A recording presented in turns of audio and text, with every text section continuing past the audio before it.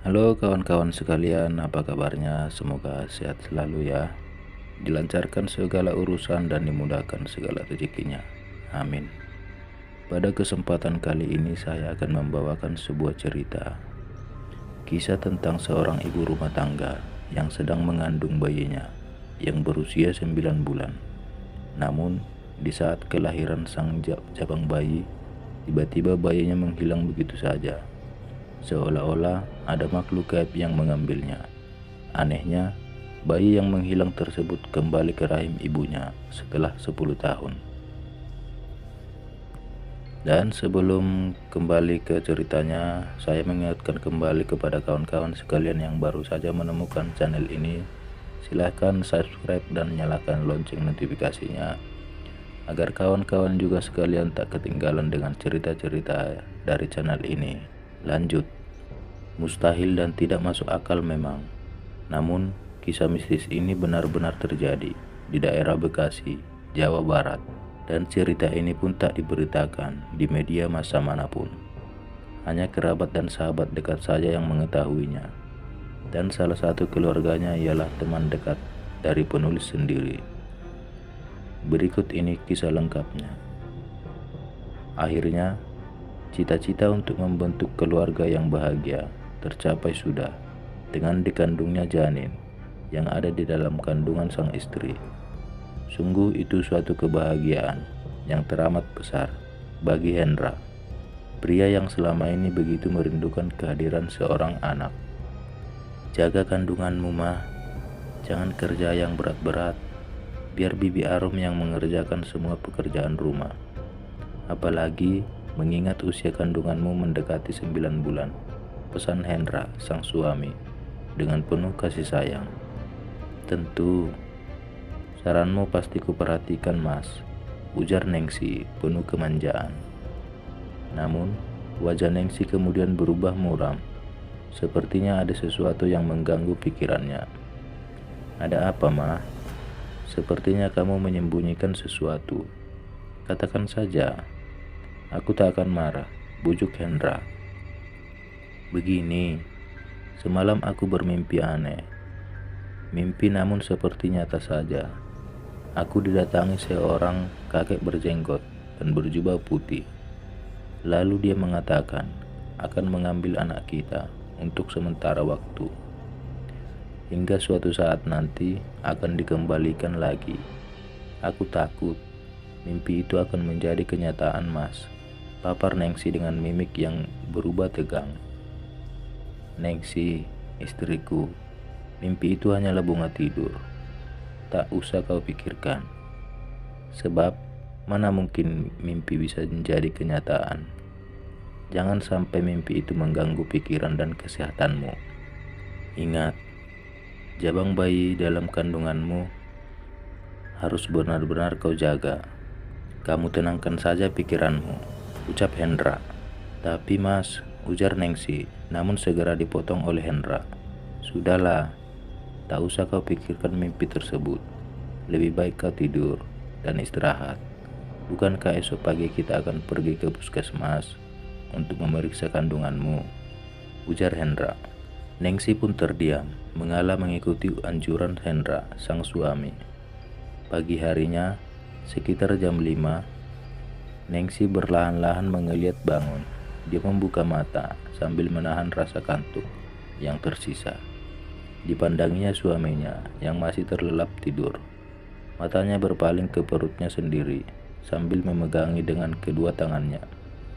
Tiba-tiba dia terkejut setengah mati. Tidak mungkin. Nengsi terpekik dengan air mata yang secepatnya menganak seperti sungai. Nengsi melihat perutnya sudah kempes, seperti layaknya orang yang tidak hamil.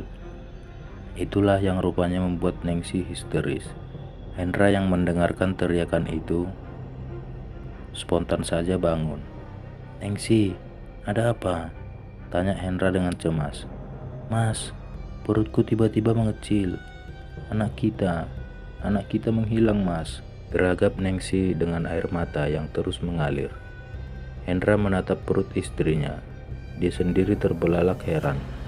seakan tak percaya melihat apa yang terjadi dengan istrinya. Sambil menahan rasa bingung, dia bertanya kepada istrinya, "Nengsi, mengapa ini terjadi?" Pertanyaan yang bodoh, sebab sang istri pun tak pernah tahu apa yang telah terjadi sebenarnya. "Entahlah mas, aku pun tidak tahu mengapa ini terjadi kepadaku. Sewaktu aku bangun, memeriksa perutku dan kudapati perutku sudah mengecil seperti ini. Anehnya, aku tak merasa sakit, baik di perutku maupun di rahimku," jelas Nengsi sambil menahan tangisnya.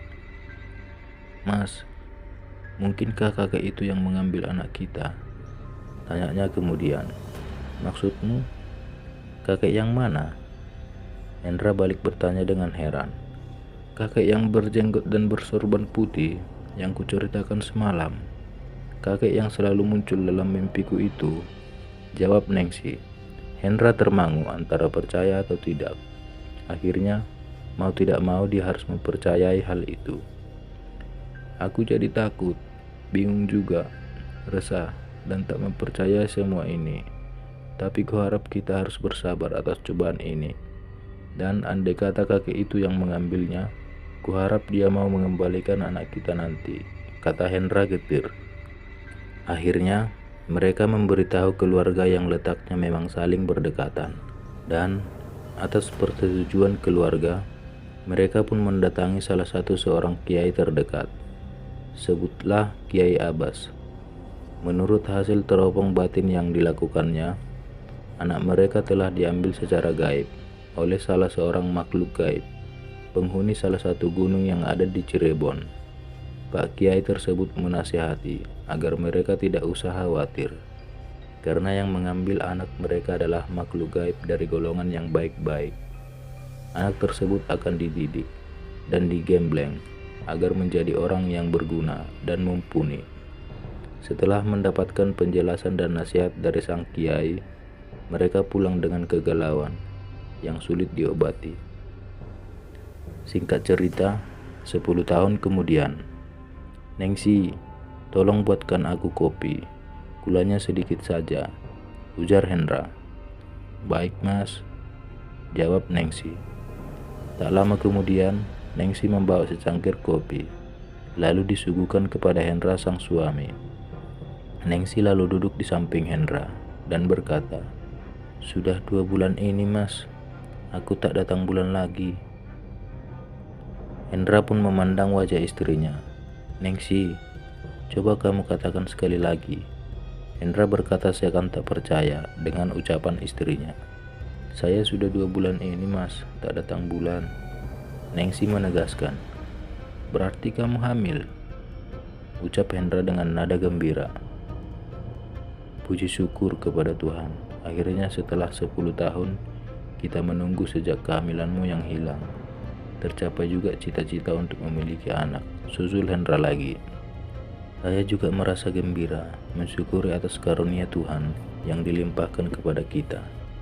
Tapi yang mengganjal dalam hati saya tentang kakek yang berjenggot itu mas. Mungkin mas masih ingat 10 tahun yang lalu, sewaktu saya hamil, dan tiba-tiba anak kita yang masih dalam kandungan secara goib menghilang, yang ternyata diambil oleh kakek itu. Semalam dia mendatangi saya lagi melalui mimpi dan berkata bahwa anak yang saya kandung yang ada di dalam perut ini sebenarnya adalah anak yang 10 tahun lalu yang diambilnya. Dan selama 10 tahun dia mengajarinya dengan ilmu lahir batin. Kakek itu juga mengatakan anak kita dididik di salah satu gunung yang ada di Cirebon," jelas Nengsi panjang lebar. Wanita kuning langsat itu melanjutkan, "Apa mungkin anak yang aku kandung saat ini adalah anak yang kita terdahulu yang selama 10 tahun menghilang? Ya, dalam mimpiku kakek berjenggot tersebut mengatakan agar kita tidak usah bingung dengan fenomena gaib ini, karena semua ini bisa saja terjadi atas kehendak Allah. Dia juga berpesan agar anak ini dirawat dengan baik-baik." Hendra tertunduk seakan mengingat kembali kejadian 10 tahun lalu.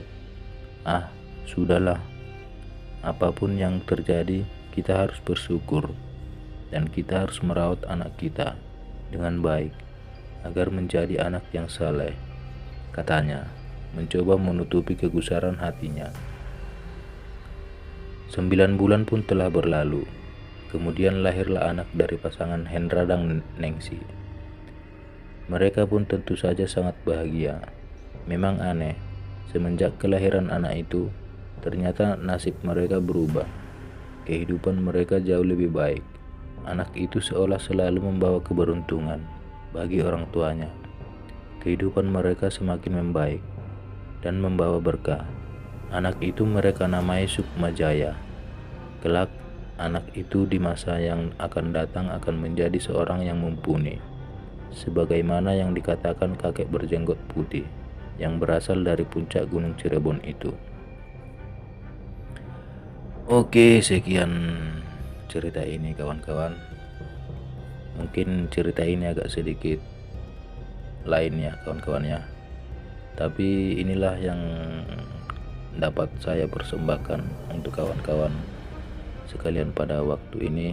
Semoga kawan-kawan sekalian terhibur, dan jangan lupa juga untuk dukungannya kawan-kawan, like and share video ini agar saya juga lebih semangat lagi untuk membuat cerita-cerita yang menarik selanjutnya. Oke, sekian dari saya, pamit undur diri. Salam sehat, salam pamit undur diri. Terima kasih.